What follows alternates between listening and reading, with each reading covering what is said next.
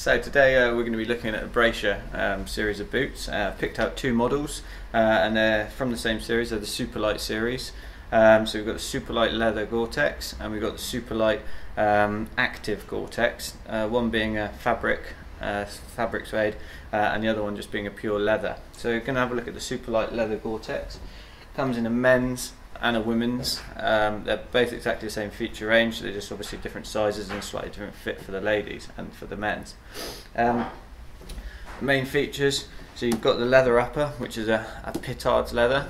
Pittard's is actually tanned and made in the UK and involves a special tanning process which basically limits the amount of uptake of water into the actual fibre structure, so that it's got a high water repellency already, but still allows water to come through the actual structure as well, so the foot will still breathe nicely. And then you pair that with the Gore-Tex that it's got inside of it, so it's got this Gore-Tex sock right through it. You can't actually see it, but it's in there. And that again, that guarantees the boot is waterproof, so you can walk through puddles, bogs, you know, streams, whatever you need to walk through, and your foot's going to stay nice and dry, but still when you're getting hot and sweaty, it will allow the water vapour to transfer outwards. So that's the main job of Gore-Tex. The other key features, you've got this Superlight sole unit that Brasher boasts to keeping this boot as the lightest leather boot on the market. So they do this, it's an EVA sole unit, which, yeah, very soft, very cushioning, so when you're walking, keeps your foot nice and cushioned. And then on the base of the boot, it features Brasher's anti-clogging sole unit. So Brasher, designed in the UK, they're sort of designed for walking around sort of the footpaths that we get here, boggy terrain, really muddy, sort of, you know, the typical English weather. So they're designed without too much going on the sole. It's got lots of area there for the mud to be sort of anti-clogged and just fall off, so you're not always walking with lots of mud sort of stuck to the bottom of the sole unit.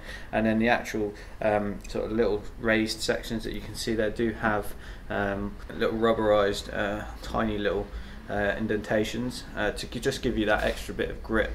It's sort of a bit of a balance with soles to how much softness you can get, so how much grip you get. If you make it too soft so it's grippy, obviously you don't get that longevity on the sole and it doesn't last as long. If you make it too hard so it lasts longer, you don't get that same amount of grip. With these, they've just tried to give you that grip with these little indentations, and then obviously the anti-clogging system. And then other small features that you've got on the boot, you've got this memory foam up around the ankle area that just makes it really comfortable. It moulds to your sort of top section of your foot, just makes it nice and comfortable when you're wearing it.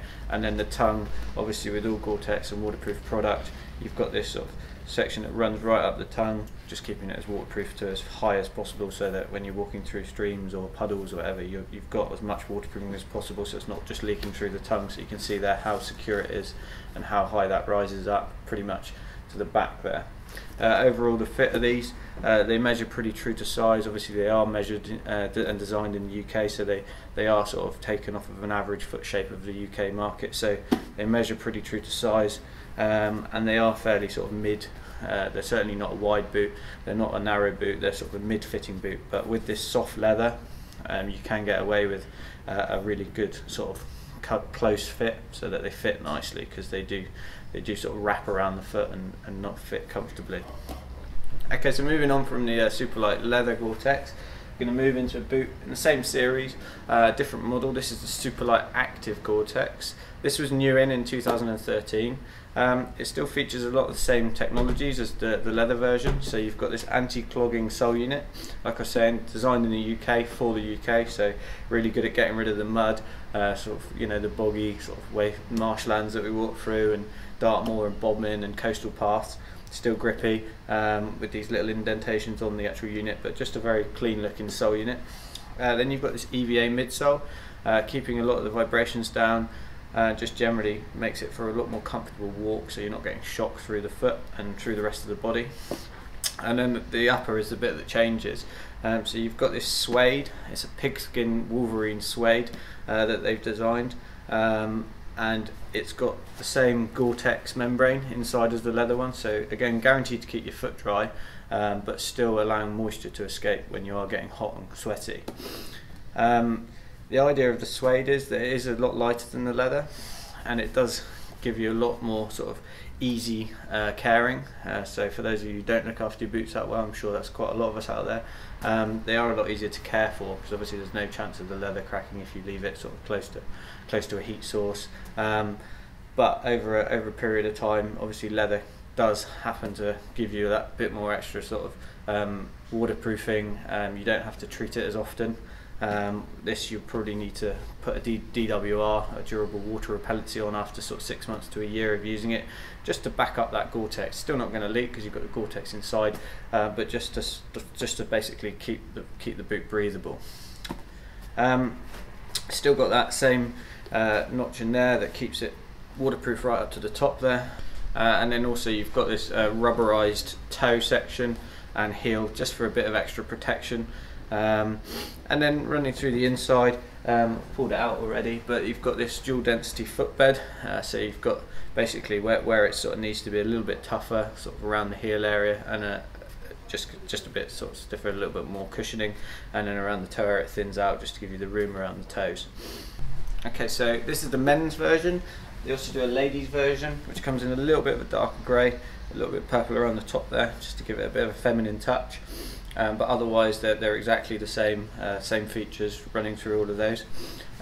Just putting those down a second, I mentioned about the proofing and the DWR.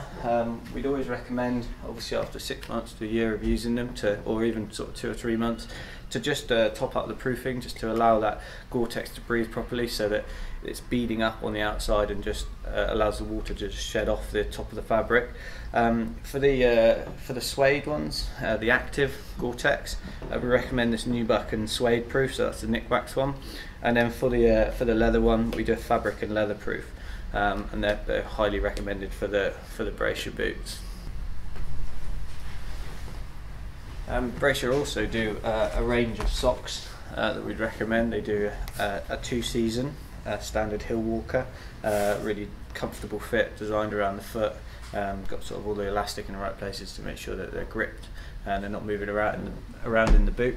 They do a 2-season natural travel, which has got the bamboo in it, which is super soft, naturally antibacterial, and very breathable, so moisture management wise really good. So that's a 2-season one. And then they run through a 3-season, which is slightly thicker, and then they do a 4-season, which is their sort of winter season sock, again thicker again, all very comfortable, all designed to fit around the foot, and run through a full size range as well, so they do fit the foot nicely.